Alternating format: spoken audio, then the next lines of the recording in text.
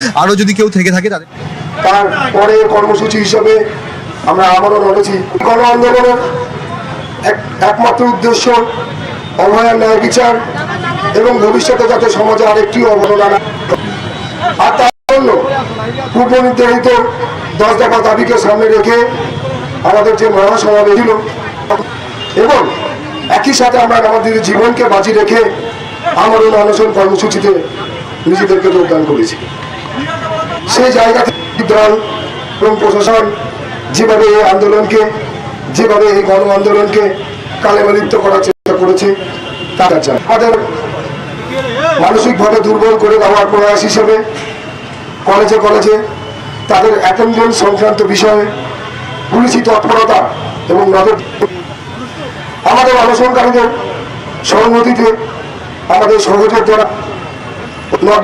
আমাদের অনশন কর্মসূচিতে যোগদান করেছে। আমাদের আন্দোলনের পরবর্তী কর্মসূচি হিসেবে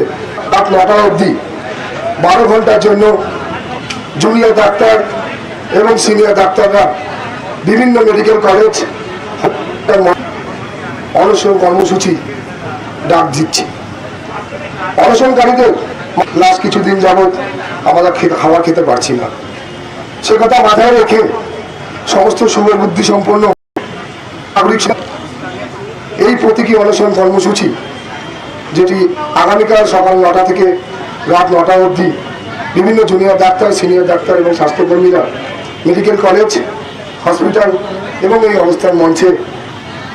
যে অনশন কর্মসূচিতে, প্রতীকী অনশন কর্মসূচিতে আমরা নামছি,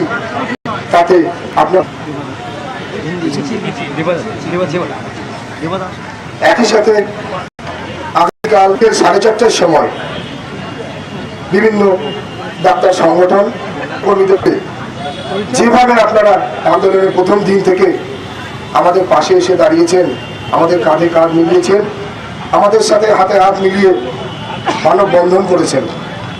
রাত দখল করেছেন, সেই সমস্ত শুভবুদ্ধি সম্পন্ন নাগরিক সমাজের প্রতিনিধিদের কাছে West Bengal junior doctors fund এই মিছিলে দলে দলে যোগদান করার জন্য আহ্বান জানাচ্ছে। মিছিলের কর্মসূচি কাল বিকেল 4:30টার সময় কলেজ ক্লাব থেকে আমাদের এই অনশন মঞ্চ অবধি। ধন্যবাদ।